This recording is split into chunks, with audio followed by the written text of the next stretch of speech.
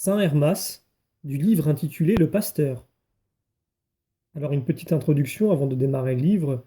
Saint Hermas, grec d'origine et d'une famille distinguée, habitait l'Italie. Il fut disciple des apôtres. Saint Paul, dans son épître aux Romains, le fait saluer de sa part. Mais est-ce bien cet Hermas qu'on doit regarder comme l'auteur de l'ouvrage intitulé Le Pasteur? Les savants ne s'accordent pas sur ce point, qu'il est d'ailleurs fort difficile d'éclaircir. C'est pour cette raison que nous avons rangé ce livre parmi les ouvrages dont les auteurs ne sont pas connus, mais qui ne sont pas pour cela supposés. L'Hermas dont il s'agit ici était-il prêtre ou simple laïc? Nous n'avons à cet égard que des conjectures. Le livre du pasteur nous apprend qu'il avait été marié, qu'il éprouva des peines domestiques causées par l'indiscrétion de sa femme et par l'ambition de ses enfants, qu'il manqua de courage pour réprimer leurs écarts, mais qu'il se repentit dans la suite de sa faiblesse et en fit une sévère pénitence. Le livre du pasteur est écrit en forme de dialogue et divisé en 3 parties, sous les titres de vision, de précepte et de similitude. Dans la première partie, l'ange tétulaire d'Hermas lui apparaît sous la figure d'un berger pour l'instruire. De là vint à tout l'ouvrage le nom de pasteur, témoignage incontestable de la croyance de l'Église, dès la plus haute antiquité, touchant les anges gardiens. Les sentiments sur le mérite de ce livre sont extrêmement partagés. Chez les latins, les premiers pères seulement en ont fait de grands éloges. Mais il a mieux conservé sa réputation chez les Grecs, plus amateurs d'allégories. Clément d'Alexandrie et Origène en parlent comme d'un ouvrage inspiré. Il lui donne la plus haute antiquité. Du reste, tous les savants s'accordent à le regarder comme un des plus précieux et des plus anciens monuments de nos traditions ecclésiastiques. On y trouve en effet des détails pleins d'intérêt sur la foi et sur la discipline des premiers temps, sur les mœurs primitives des chrétiens. Il appartient évidemment au temps apostolique. Il fut écrit sous le pontificat de Saint Clément et avant la persécution de Domitien, c'est-à-dire vers l'an 92. Il est facile de démontrer par certains détails qu'il est antérieur à saint Hermas, frère de Pie I, pape en 142, et ne peut lui être attribué. Le livre du pasteur était écrit en grec. Il ne nous en reste plus qu'une traduction latine faite dans les temps les plus reculés. C'est encore une raison de ne pas lui donner la même importance qu'aux ouvrages dont les auteurs sont certains et les textes conservés. Aussi, nous permettrons-nous d'abréger ce livre en le resserrant dans de justes proportions, sans toutefois détruire son ensemble et sans rien omettre d'essentiel. Livre premier, les visions.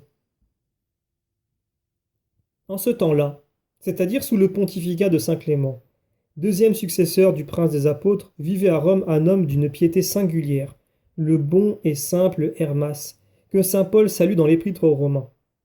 Celui qui l'avait nourri avait pour esclave et vendit une petite fille qu'Hermas retrouva au bout de quelques années, qu'il reconnut et qu'il aima comme une sœur. Le jeune homme se disait « Heureux si j'avais une telle épouse ». Plus tard, et devenu père de famille, Hermas se promenait un jour le cœur plein de souvenirs de celle qu'il avait aimée, et tout à coup il s'endormit et fut enlevé dans un lieu sauvage où jamais homme n'avait passé. Il arriva ensuite dans une plaine et, se mettant à genoux, il commença à prier Dieu et à confesser ses fautes. Il priait, et soudain le ciel s'ouvrit, et la jeune fille qu'il avait chérie dans sa jeunesse le saluait d'en haut, disant « Hermas, bonjour, que fais-tu là ?» répondit Hermas. « Je suis ici, disait-elle, pour t'accuser devant Dieu. »« M'accuser? Toi? Que t'ai-je fait ?»« Hermas, reprit en souriant la jeune fille, il est des pensées qui ne naissent jamais dans les cœurs des justes. » Elle dit, et le ciel se referma. Hermas, rempli d'épouvante, repassa dans son cœur ce qu'il venait d'entendre. Et voilà qu'à ses côtés se dresse une grande chaire faite de laine blanche comme la neige, et une vieille femme magnifiquement vêtue s'y assoit un livre à la main et lui dit « Pourquoi pleurez-vous? Ce n'est pas vous, mais vos enfants qui excitent la colère du Très-Haut, car ils ont péché contre leurs parents et contre Dieu. Vous les aimez trop, Hermas. Vous permettez qu'ils agissent avec violence, et c'est pour cela que le Seigneur est irrité. C'est pour cela que vos affaires temporelles vont si mal. Consolez-vous, cependant. Prêchez-leur la parole sainte. Ne cessez pas de les avertir. Dieu sait qu'ils feront pénitence, et il écrira votre nom au livre de vie. Maintenant, voulez-vous m'entendre lire ?» Et ayant ouvert le livre qu'elle avait à la main, elle lut. Mais Hermas ne put retenir ce qu'elle lisait, et ce qui jetait la terreur dans son âme.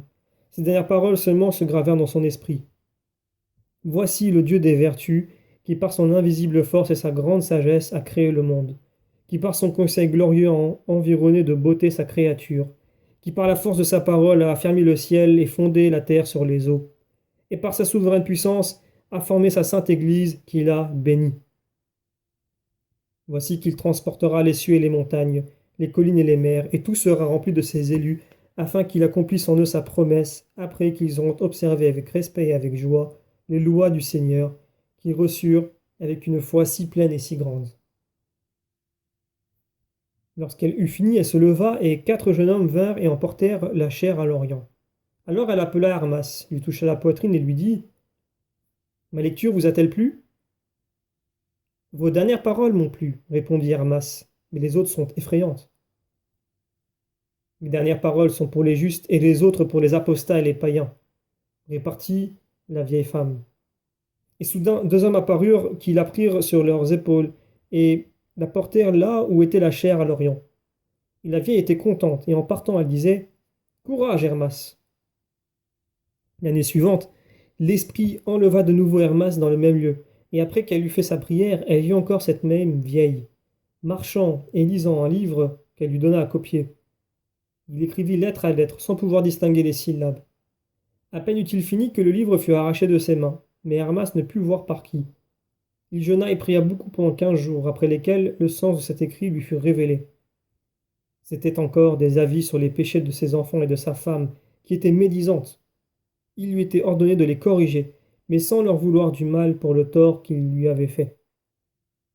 Cela lui fut révélé pendant son sommeil par un beau jeune homme, qui lui dit encore: Cette vieille femme, qui t'a donné ce livre, est l'Église de Dieu. Pourquoi est-elle vieille? Demanda Hermas. Parce qu'elle a été créée la première et que le monde a été fait pour elle. Elle lui apparut ensuite une autre fois, en sa maison. J'ai encore quelque chose à vous dire, Hermas. Écrivez ces 2 mémoires. Vous enverrez l'un à Clément et l'autre à Grapté. Clément l'enverra aux villes du dehors. Cela le regarde. Grapté avertira les veuves et les orphelins. Et vous, Hermas, vous lirez ces mémoires dans cette ville avec les prêtres qui gouvernent l'Église. Hermas continua ses jeûnes et ses prières. Une nuit, il vit encore l'Église, qui lui donna rendez-vous dans un lieu écarté, pour l'heure de midi. Il n'y manqua pas. D'abord, il aperçut un banc avec un oreiller et un linge étendu dessus. Ces apprêts dans un lieu si solitaire lui faisaient peur. Il se mit à genoux, confessant ses péchés.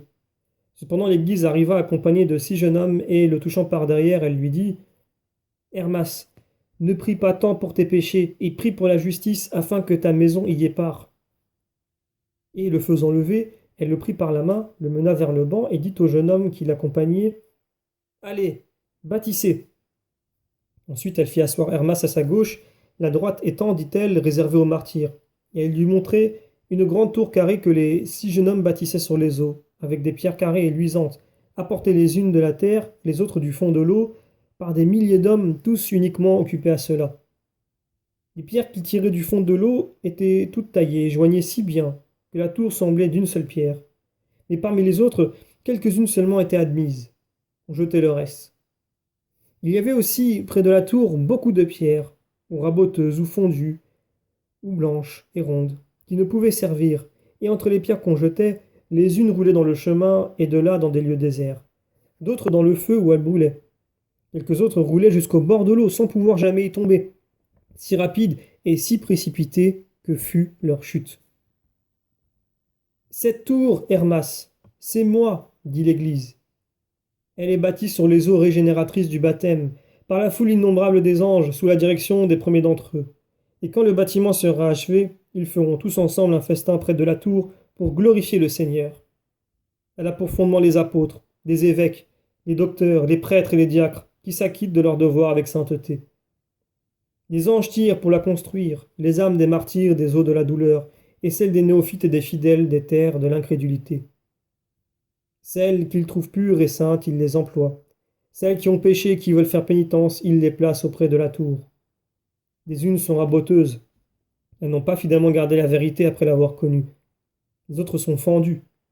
L'esprit de discorde est dans leur cœur. Les autres, trop petites, elles ont embrassé la foi, mais en consommant la plus grande partie de leur vice. D'autres sont blanches mais rondes, et il faudra, pour qu'elles soient bonnes à quelque chose, en retrancher beaucoup. Elles sont riches. Il faudra, pour les rendre saintes, que leur richesse leur soit enlevée. Elles y tiennent trop. Quand tu étais riche, Hermas, tu étais mort. Aujourd'hui, tu es vivant, car tu as été de ces pierres. Enfin, les anges brisent et jettent au loin celles qu'ils ont embrassé la foi avec dissimulation, et sans se dépouiller en rien de leur malice. Les unes ont abandonné la voie véritable, elles roulent dans les sentiers de l'hérésie, et de là dans les champs déserts de l'erreur. D'autres ont renoncé à Dieu pour toujours et sont tombées vivantes dans le feu de l'impénitence. D'autres ont connu la vérité, elles désirent ardemment les eaux du baptême, elles viennent jusqu'au bord de ces eaux sacrées. Mais la sainteté de la religion les effraie, la pensée de leur faiblesse les épouvante. Elles se retirent. Hermas, continua l'Église, vois-tu ces sept femmes qui soutiennent la tour et y font entrer tous ceux qui les servent? Ce sont la foi, la mortification, la simplicité, l'innocence, la modestie, la discipline et la charité. Chacune est fille de celle qui la précède. À ces mots, elle disparut. Chaque fois que l'Église apparut à Hermas, ce fut sous une forme nouvelle, et il souhaitait en savoir la raison. Il jeûna et pria beaucoup, plein de ce désir.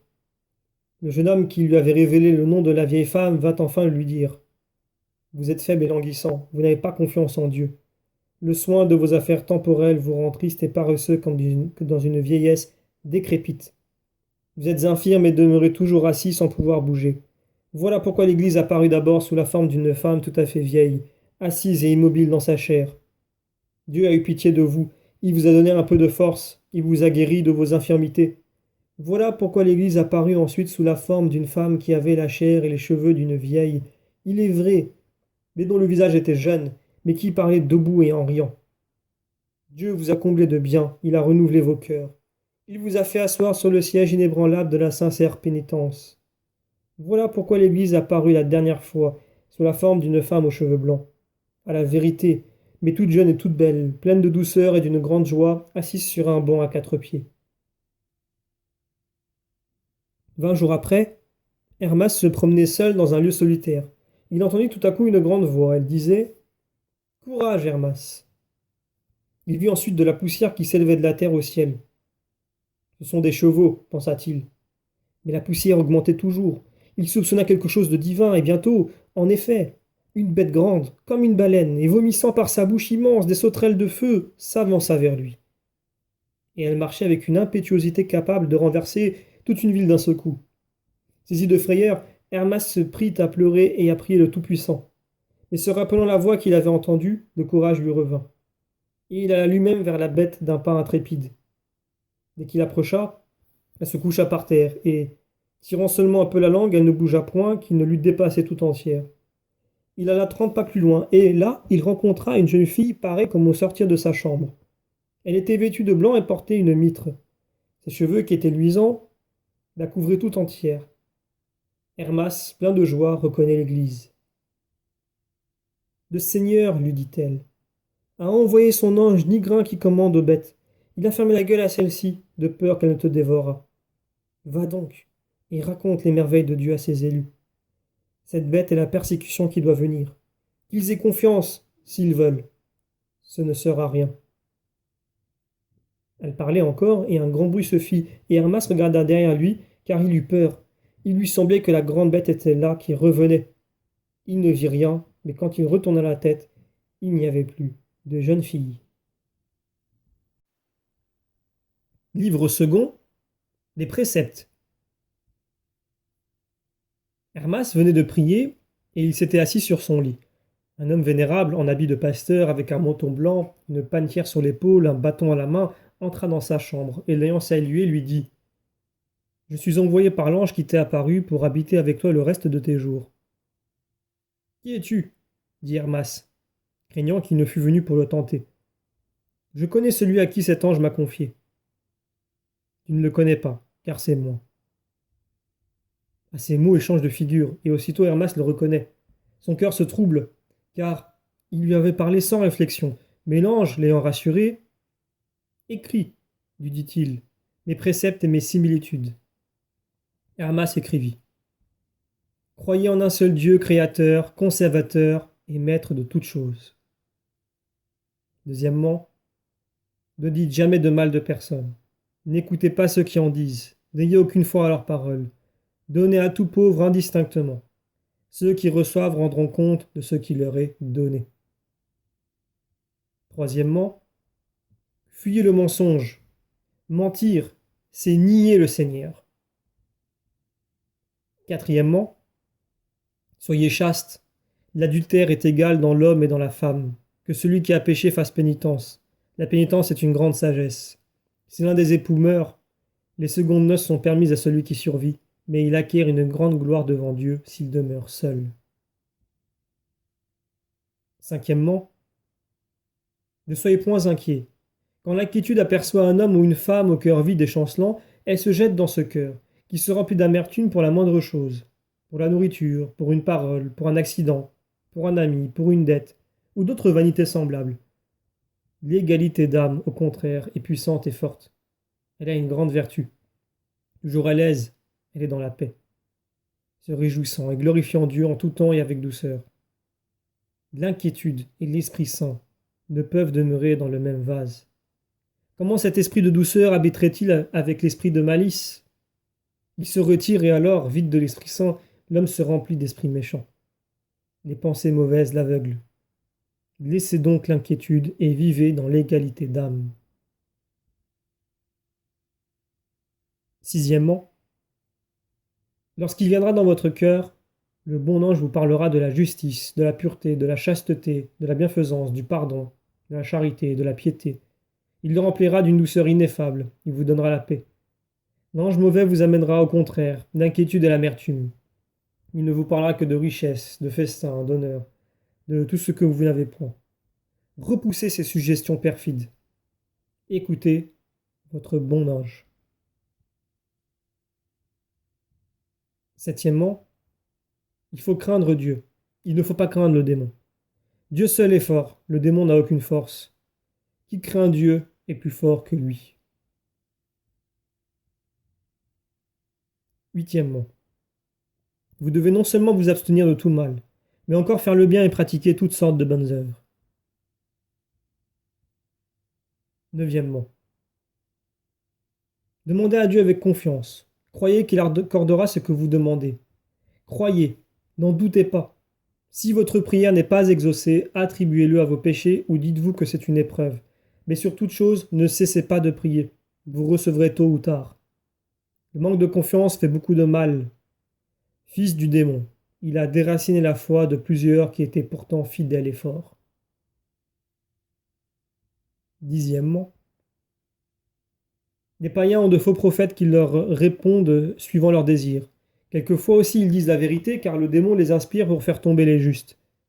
Les forts dans la foi qui sont attachés à la vérité les fuient, mais le manque de confiance fait que d'autres les consultent comme les païens, et qu'ils tombent dans l'idolâtrie par trop d'attachement à leurs affaires temporelles.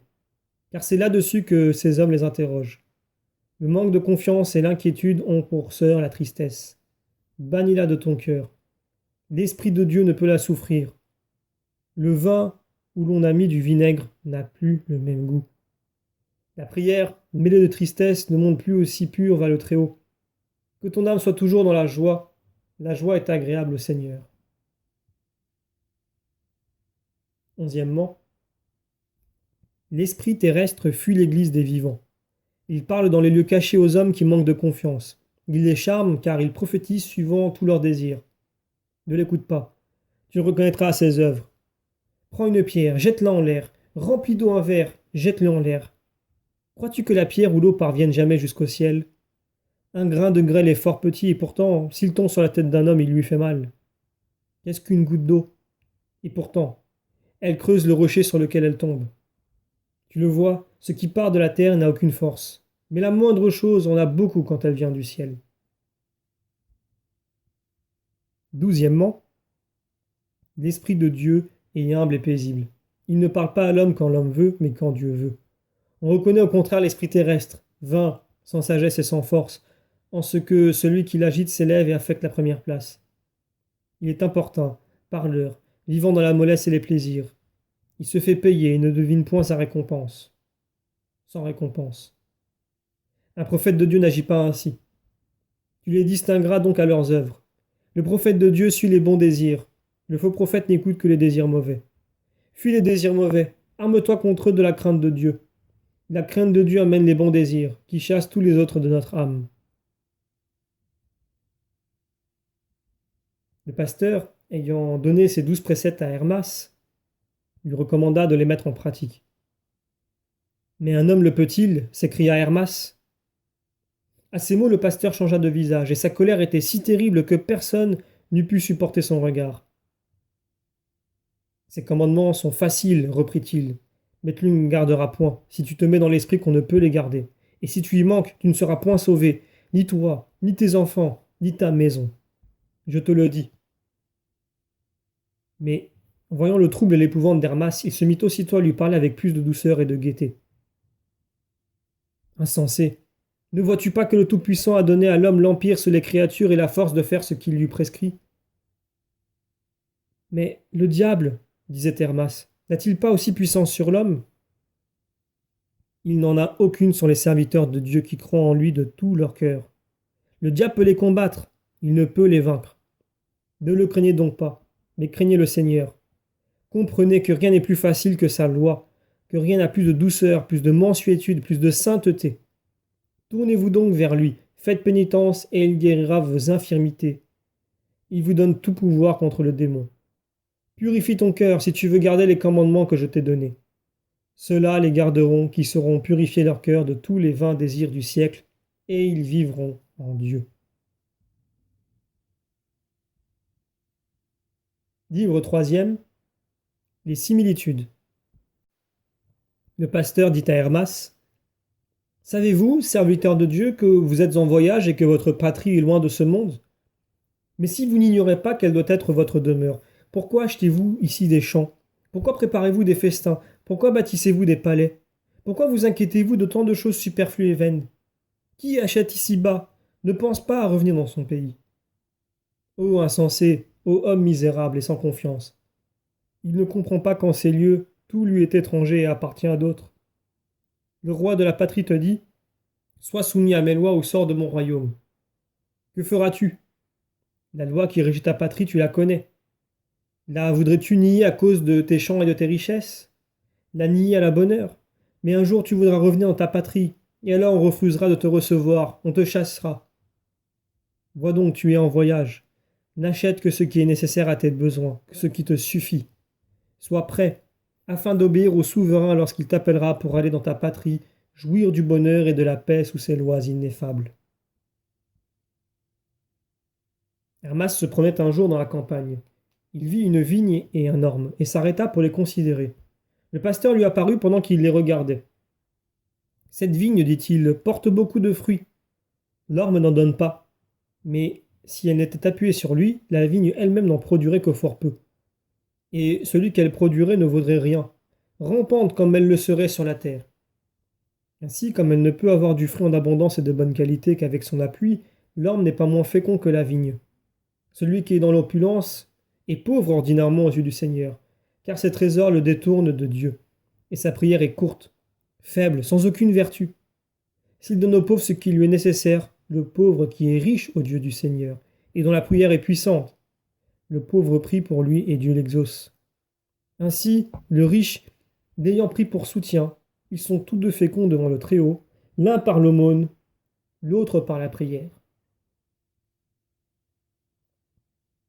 Le pasteur montrait à Hermas des arbres dépouillés de leurs feuilles. Pendant l'hiver, disait-il, aucun arbre ne porte de feuilles, et l'on ne saurait distinguer des autres ceux qui sont morts.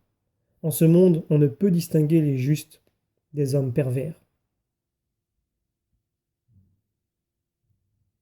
Le printemps viendra, alors on coupera, on jettera au feu les arbres morts, et tous les autres seront couverts de feuilles, de fleurs et de fruits. Travaille donc, Hermas, afin qu'on te reconnaisse à tes œuvres quand l'été sera venu. Fuis la multitude des affaires. Elles sont comme des chaînes qui empêchent de servir Dieu. Et comment celui qui néglige de le servir pourra-t-il lui demander et espérer d'en obtenir quelque chose? Un jour, Hermas faisait la station, et selon la coutume, il s'était retiré dès le matin dans la solitude pour prier. Le pasteur vint sur la montagne où il était, et s'étant assis à ses côtés, il lui dit: Il ne suffit pas de jeûner. Il faut commencer par observer les commandements de Dieu, et si ensuite on veut y ajouter quelques bonnes œuvres comme le jeûne, on recevra une plus grande récompense. Le jour que tu jeûneras, ajoute-t-il, tu ne prendras que du pain et de l'eau, et ayant calculé ce que tu as accoutumé de dépenser pour ta nourriture, tu le mettras à part et le donneras à la veuve, à l'orphelin et aux pauvres. Mais écoute cette similitude. Un homme avait un fonds de terre et beaucoup d'esclaves. Ayant planté en vigne une partie de ses fonds et partant pour un long voyage, il choisit un de ses esclaves pour la cultiver, lui ordonnant d'y mettre des échalas. Quand cet esclave l'eut fait, il se dit: J'ai fait ce qui m'était ordonné, mais cette vigne est pleine de mauvaises herbes. Si je la fouille, elle sera plus belle et donnera bien plus de fruits.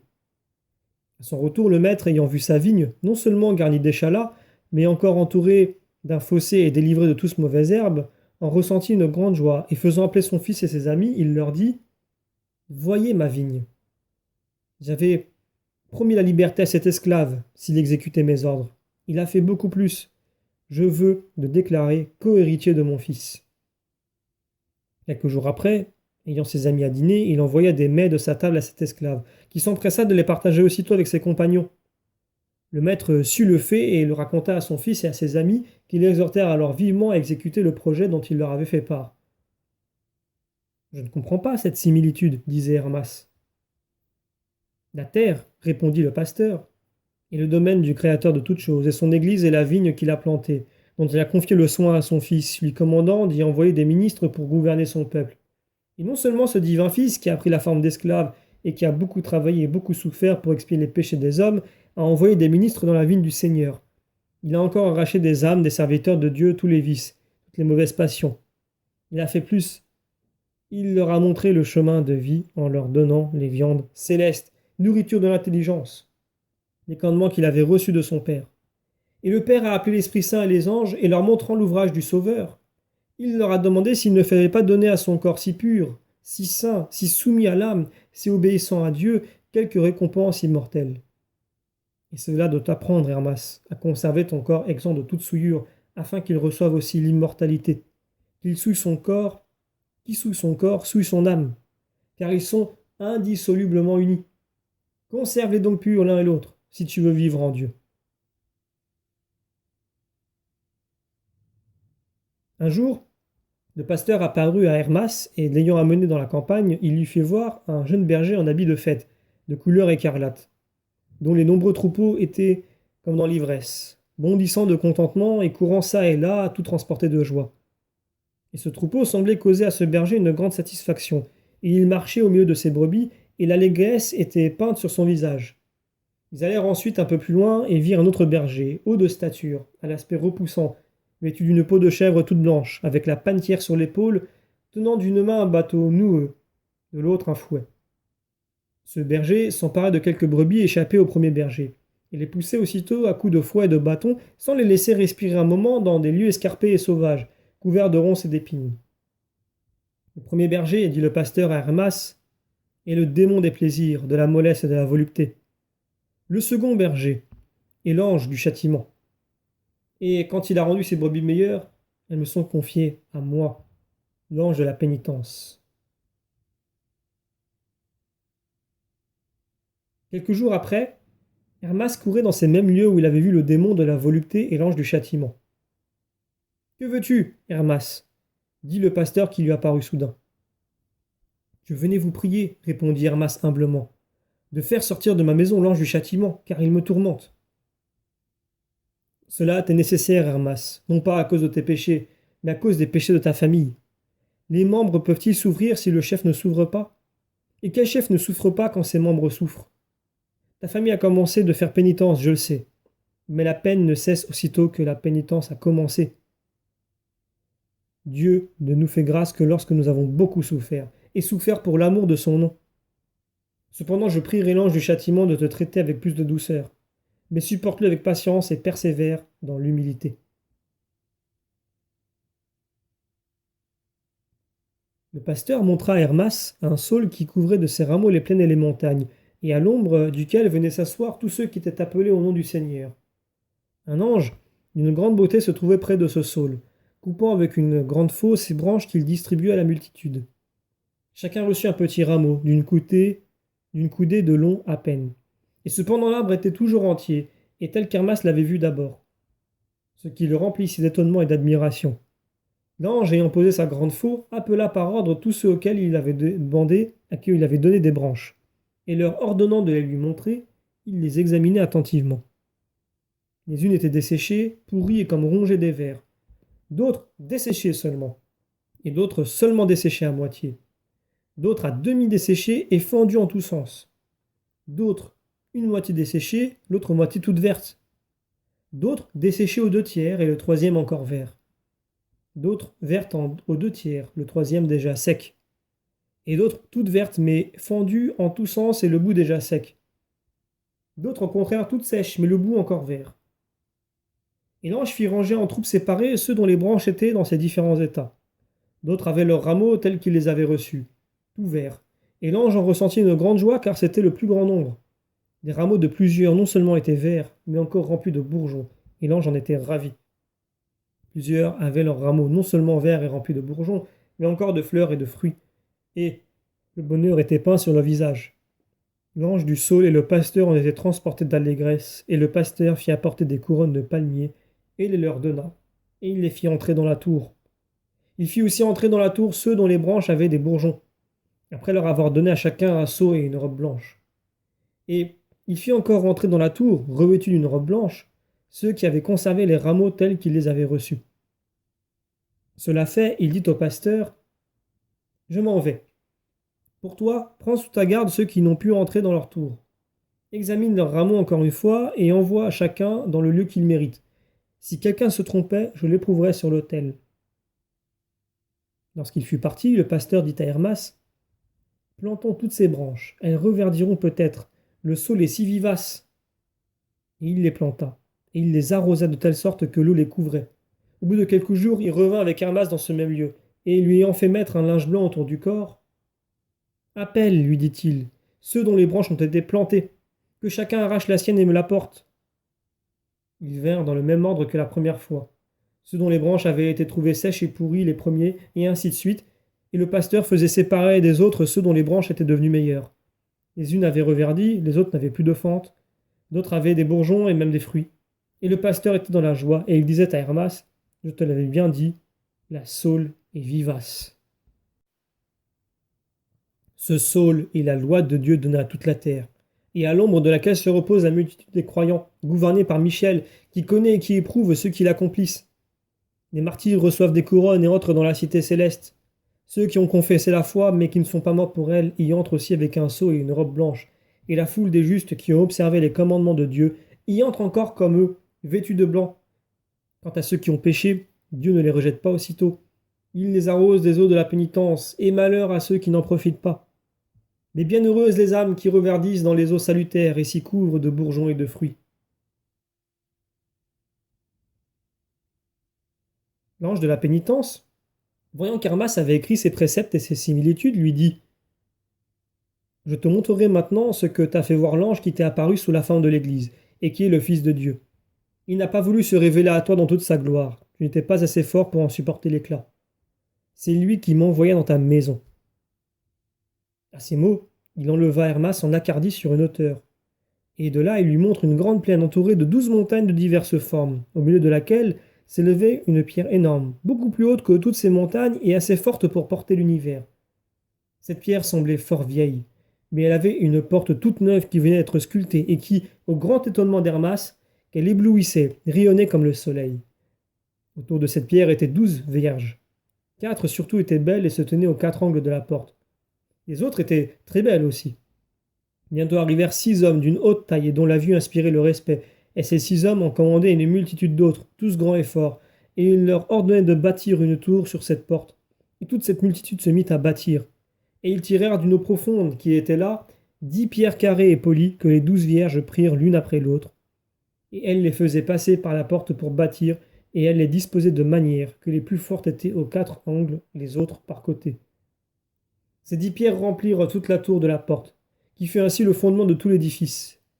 Après elle, on en tira de l'eau 25 autres, puis 30, puis 40, qu'on porta et qu'on disposa, toutes comme les premières, et il y avait déjà 4 rangs de pierres sur le fondement. Et l'on cessa de tirer de l'eau, et les 6 hommes ordonnèrent qu'on allât en chercher dans les 12 montagnes pour achever la tour. On y alla, et les pierres qu'on apporta étaient de diverses couleurs, et les 12 vierges les prirent et les posèrent pour bâtir, et elles devinrent blanches, et brillantes, et semblables. Et les hommes ayant voulu en poser eux-mêmes quelques-unes, cela ne changèrent point.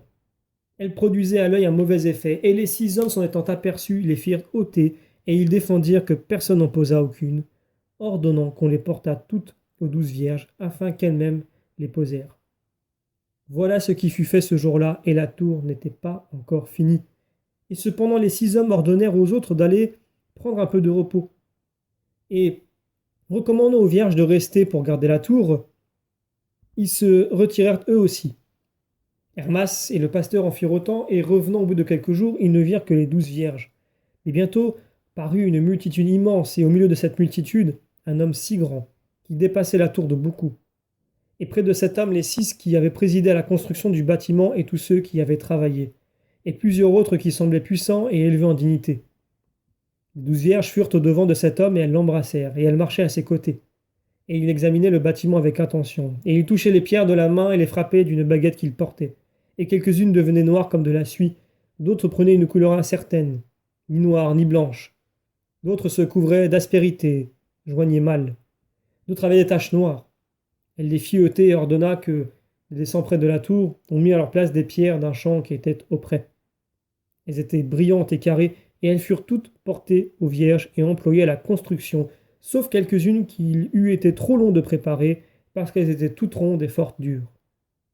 Mais comme elles étaient cependant fort brillantes, on les posa près de la tour pour s'en servir dans la suite, et le maître ayant fait appeler le pasteur, les lui confia. Ordonna qu'après avoir nettoyé toutes celles qui seraient bonnes à quelque chose, il jeta les autres. Après cela, il partit avec tous ceux qui l'accompagnaient, et les 12 vierges restèrent pour garder la tour. Quant au pasteur et à Hermas, ils s'en allèrent aussi.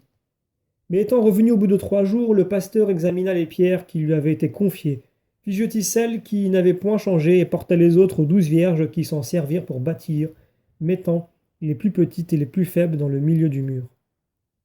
Parmi les rondes, le pasteur prit les plus belles, laissant les autres au lieu où elles étaient. Le maître, disait-il, voudra peut-être les employer, car la tour n'est pas finie. Il fit ensuite appeler 12 femmes d'une grande beauté, vêtues toutes de noir avec de belles ceintures, leurs longs cheveux flottant sur leurs épaules nues, et il leur ordonna de reporter sur les montagnes les pierres qui avaient été jetées, ce qu'elles firent avec une grande joie. Et l'ange fit le tour avec Hermas, et les 12 vierges arrosèrent, balayèrent, de sorte que la tour et ses environs étaient d'une grande propreté et d'une beauté inexprimable. Et après l'avoir admiré, le pasteur voulait s'en aller. Et Hermas ne voulait pas qu'il l'abandonnât, et cependant, il partit après l'avoir recommandé aux 12 vierges. Hermas demeura avec elles jusqu'au soir. Alors il voulut aussi aller chez lui, mais elles l'en empêchèrent. La nuit étant venue, elles la passèrent en prière, et Hermas pria comme elles, ce qui les réjouit beaucoup. Enfin, le pasteur revint et expliqua à Hermas tout ce qu'il avait vu. Le Fils de Dieu est la pierre antique qui existe avant toute créature sur laquelle repose l'univers. Il est la porte du royaume des cieux qui s'ouvrira à la fin des temps et par laquelle tout élu doit passer pour entrer dans la cité sainte. Aucune pierre ne peut faire partie de cette tour sacrée sans entrer par cette porte, sans être marquée du nom de Fils de Dieu. Et les ministres du Seigneur, qui dirigent les premiers d'entre eux, bâtissent la tour.